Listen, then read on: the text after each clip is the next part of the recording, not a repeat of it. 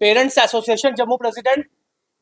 सबसे पहले आप ये वाली बुक देखिए, ये जम्मू कश्मीर में अभी लॉन्च नहीं हुई है और ना ही इस बुक को कोई लॉन्च करने के लिए मान रहा है। बड़े बड़े नेता, बड़े बड़े लोग, बड़े बड़े ऑफिसर इस बुक को लॉन्च नहीं कर रहे, क्योंकि आने वाले कल में अमित कपूर इस बुक में जितने भी करप्टेड लोग हैं, चाहे वो आज नेता बन के बैठे हैं, चाहे वो एडमिनिस्ट्रेटर के बड़े बड़े ऑफिसर हैं, सबको एक्सपोज करूंगा मैं।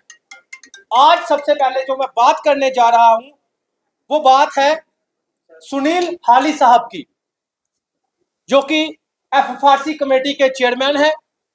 आज मेरे सवाल रहेंगे।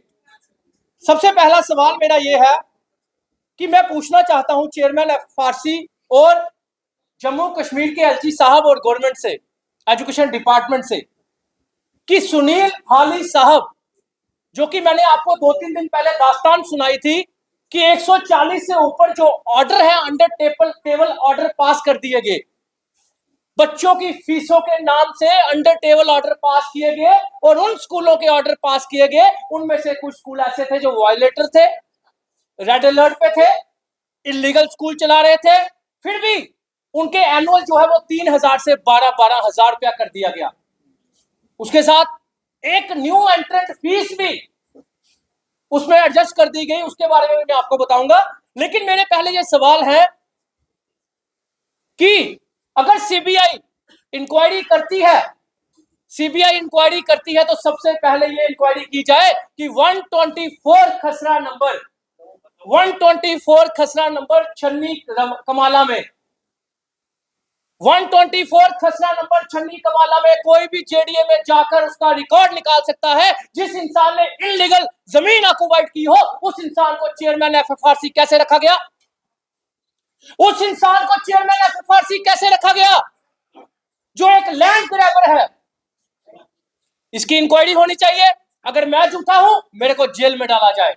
अगर वो इंसान झूठा है, उसको फौरन उठाया जाए, क्योंकि बच्चों के साथ, पेरेंट्स के साथ एक्सप्लॉइटेशन करने में हिस्सेदारी निभाना, ऐसे इंसान को कैसे रखा गया?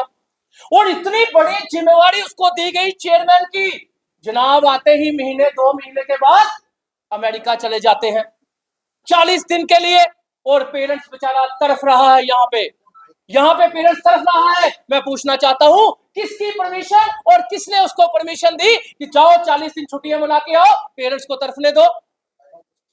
तीसरा मेरा सवाल, मैं आपको बताना चाहता हूं कि स्कूलों के एजेंट बनकर लोगों को मिसगाइड किया, और उसके बाद उनका कहना था कि अमित कपूर का बैकग्राउंड चेक किया जाए, अमित कपूर की एसोसिएशन चेक की जाए। एसोसिएशन तो मैंने आपको बता दी।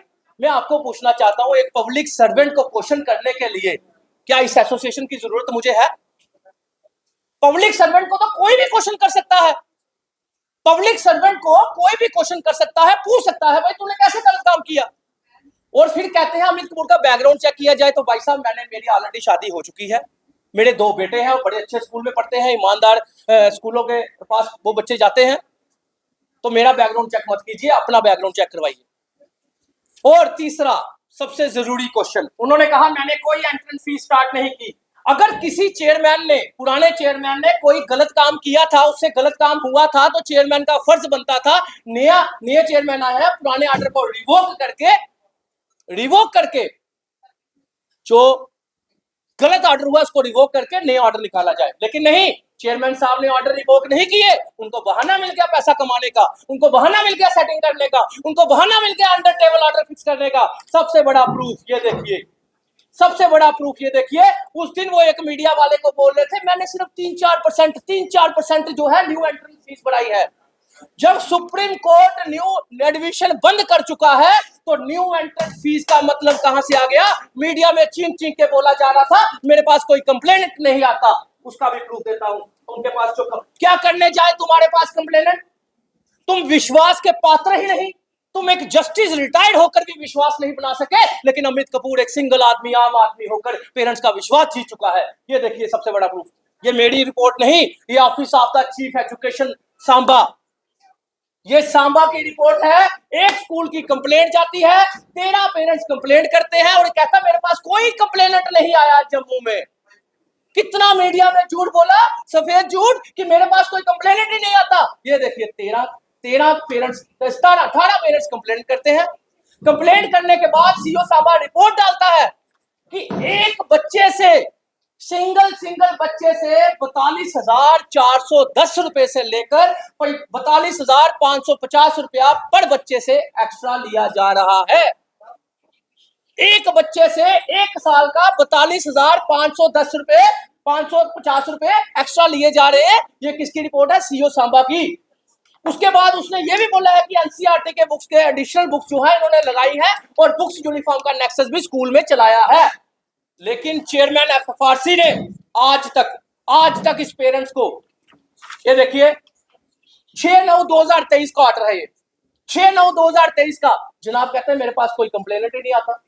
भाई साहब 6/9/2023 की रिपोर्ट भी फाइनल हो चुकी है, उसके बाद भी आपने किसी पेरेंट्स को फीस वापस नहीं करवाई। एक पेरेंट्स के साथ सेटिंग करके उसको डरा धमकाकर अगर एक पेरेंट्स की दिला भी दी, लेकिन बाकी जो वहां पे 1400-1500 2000 पेरेंट्स है, क्या उनको फीस वापस दिलाई? क्या ये ऑर्डर आपने वेबसाइट पे चलाया? क्या किसी की कंप्लेंट आपने वेबसाइट पे चलाई? आप ट्रांसपेरेंसी के साथ काम इसलिए नहीं करते, अमित कपूर को ऑर्डर पता चल जाएगा, अमित कपूर वीडियो बनाएगा, लोगों को अवेयर कर देगा और लोग जो है पैसा वापस ले लेंगे स्कूलों के साथ। तो सेटिंग इनकी कहां से होगी? अंडर टेबल साइन कैसे होंगे? अंडर टेबल डील कैसे होगी? अंडर टेबल ऑर्डर में हिस्सेदारी, स्कूलों के साथ सेटिंग।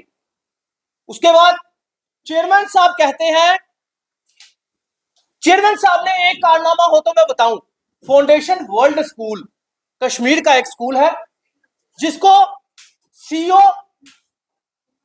कश्मीर बडगाम ने उसको इलीगल